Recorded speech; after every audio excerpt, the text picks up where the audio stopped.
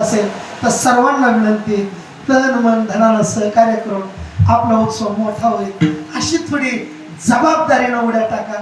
याचं कारण आहे 2026 ते 2032 कलियुगाचं शेवटचं पुरस्चरण चालू. या काळात काय काय बघायला भेटल न सांगितलेलं बरं. लईच तळमळ असं. घरी जा, निर्गुण निराकार दादा महुर माझं गाव, नाथांचा अभंग आहे.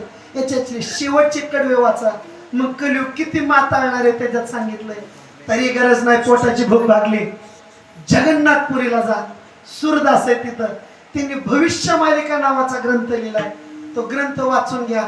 मग कलियुगाचा शेवट किती वाईट होणार आहे कळण. या काळात किती रोग राहील, किती वाईट अवस्था येणार आहे. मी सांगितलेली न बरी आहे. कदाचित त्याची सुरुवात म्हणून मागच्या 31 दिवसापासून इराण, इस्रायल, अमेरिका पेटतय. त्या पेटणाऱ्या अवस्थेत आपलं समाधान पाहिजे असेल तर इथून पुढच्या काळात वारकरी संप्रदायाशिवाय गत्यंतर नाही.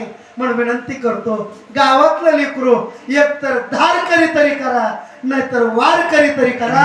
आयुष्याचं कल्याण झाल्याशिवाय एवढी विनंती करतो. झालेली सेवा समर्पित करतो. 5 मिनिटं जास्त झाली, थांबलं पाहिजे महाराज. म्हणून विनंती पुन्हा तीच राहील.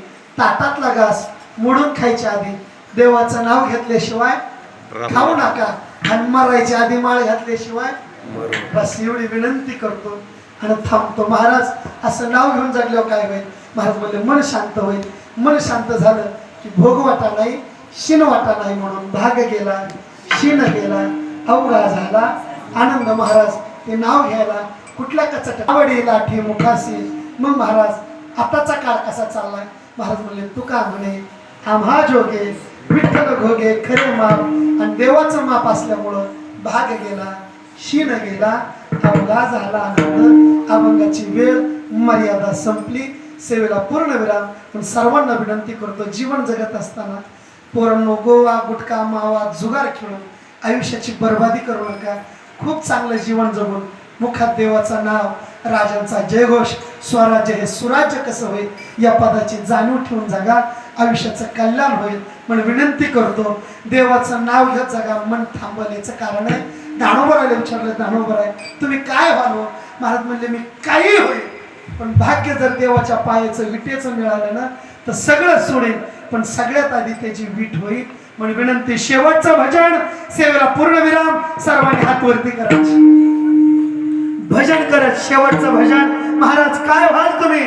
महाराज म्हणले मन तर स्थिर होतच आहे, पण त्याची वीट होण्यात माझं खूप मोठं भाग्य. म्हणून एक साथ टाळी वाजवून विठ्ठल बापाची विठ कैला